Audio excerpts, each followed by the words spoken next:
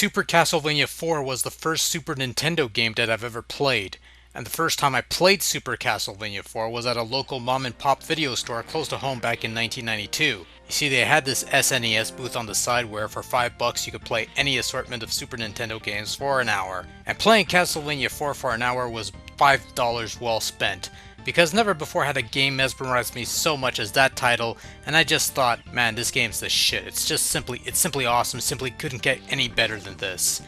And for the longest time in my mind at least, no other Castlevania that came afterwards would provide that level of excitement and fun attained from an hour's worth of Castlevania IV. And it seemed like outside a couple rentals when I eventually got my own Super Nintendo a couple of years later, I would never come across this gem of a title ever again.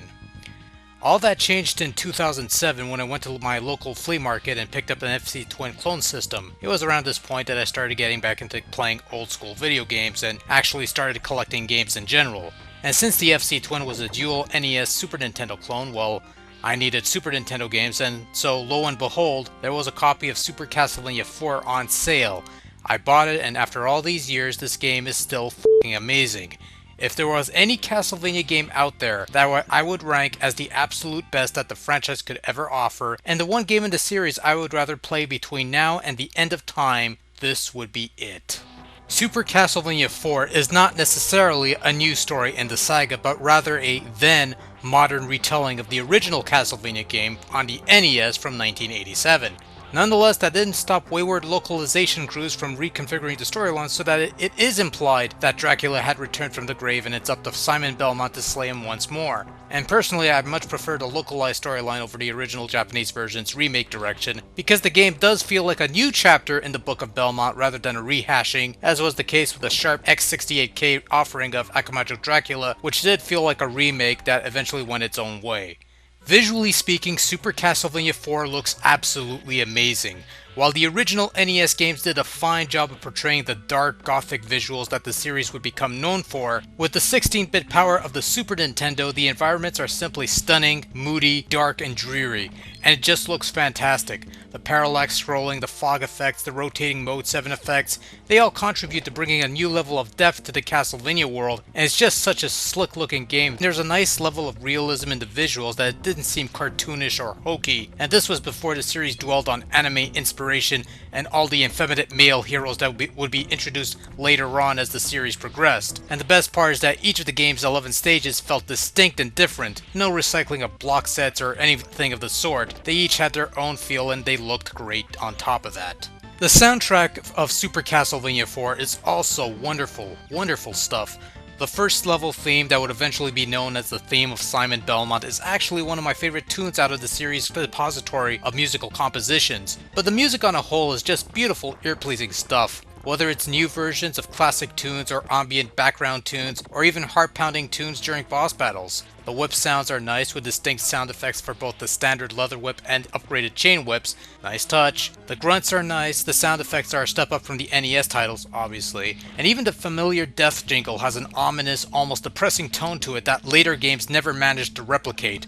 Although Bloodlines on the Sega Genesis did come close. I know that the soundtrack might not be everybody's cup of tea, primarily the more mellow ambient tunes of the game, but for me it's near perfect. Never before have I felt such serenity navigating through caverns and climbing up waterfalls with a ghostly melody to accompany you. There's almost a haunting element to the whole thing. Amazing for 16-bit? Hardly. I'd say amazing for a video game in general to evoke that sort of feeling. So we got the graphics and the sound out of the way, it's time to discuss the gameplay. Let's start off with what Super Castlevania IV does not do. This game is a return to the basic straightforward style of level progression as presented in the original Castlevania game many moons ago. This means no path diversions, no additional characters, and no additional sub-weapons to aid you in your quest. You just go from point A to point B, kill the end boss, lather, rinse, and repeat. Although there are a couple levels that might diverge from the formula, for the most part, it's pretty simple fare, no real surprises in store here. What you do get in Super Castlevania IV is ultimate control over your whip. Perhaps the greatest innovation to grace the Castlevania series, and almost immediately shit-canned afterwards, is the ability to whip in 8 different directions. In addition to using this newfound ability to hit enemy targets or objects that would normally be out of reach, You can also latch on to various floating hooks looking somewhat like door hangers to swing across chasms or just hang on to dear life, as you avoid falling into a giant hole or into a bed of spikes as a giant room is rotating around you. It is this newfound ability that makes me appreciate Super Castlevania IV even more. This opens up the possibility for entirely new scenarios for the time at least, that requires you to use your whip as a tool for traversing parts of a level almost as much as you would use it to destroy enemies. And on top of that, if you held the Y button, your whip will go limp, and you could use the D-pad to swing it around like a crazy man. While a limp whip won't do as much damage as a standard attack would, it does give you a few more options such as defending against projectiles and just being cheap with the hits. Strangely enough, this seems to be the only ability that makes it over to later Castlevanias. Go figure. So with this newfound ability to whip all over the place, the old command of pressing up and B to fire a sub-weapon has been replaced by giving this ability its own button. Makes sense, the Super Nintendo controller does have more buttons than the 2-button NES controller. And this also fixes the glaring problem you had in the original games when you tried to throw a sub-weapon from the stairs and had a hard time doing it. Now you just press a button, you won't have a hard time with it. And speaking of stairs, rather than having to climb from the bottom of the staircase to the top of the staircase and vice versa, you could now jump onto the staircase without a hitch, or you could drop down from the stairs if you want a faster drop. And you could also control your jump in mid-air. Very nice added mobility that really, because of these fixes, the challenge is based purely on how you handle the game's 11 stages and the various obstacles laying within. And certainly with improved mobility and enhanced whip control, Super Castlevania IV may seem easier than the previous 8-bit efforts in the series, but even with these newfound improvements, the game does provide a healthy and formidable challenge to those who head into this with a cocky attitude. Making full use of your newfound abilities will ensure success in your endeavors to take down the count, and if you beat the game, you're welcome to try again. Only the difficulty ramped up a bit more to challenge you once more. Now, while prior disadvantages and drawbacks have been fixed up in this entry, another glaring issue rears its ugly head, and that's slowdown. Super Castlevania IV is plagued with massive periods of slowdown at times. This tends to happen when the action gets intense and it's very noticeable. The slowdown does make a game a bit of a chore to play through at times, but on the whole, I haven't really been bothered by this during my own playthroughs. It's just something I felt was worth pointing out. Also, I kinda wished he had done more with the whip abilities, such as the swinging around the chasms, that sort of thing. At times, it felt like the game does just enough with the ability that it left me with a sense of wanting more, and I sorta wished it had more of this kind of thing. That, however, is more of a minor gripe than anything.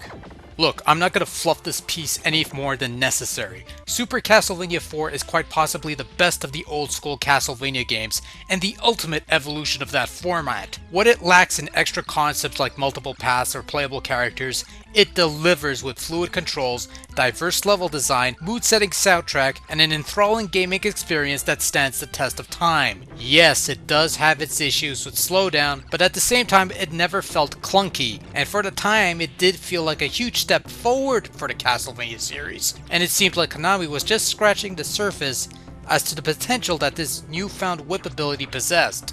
It's only a shame that instead of expanding on this new concept and making further steps with the newfound whip mechanics that made this game such a pleasure to play, they decided to forego inventive thinking and just rip off Super Metroid instead. I guess that worked, I suppose. Bottom line, if you have yet to play Super Castlevania IV, you are really missing out on a truly excellent video game. It's fairly inexpensive for a loose Super Nintendo cartridge, and it's been available on the Wii Virtual Console for quite some time. And it really is one of the few games that is as fun and fulfilling to play in 2012 as it was roughly 2 decades ago when it was brand spanking new. By all means, go for it.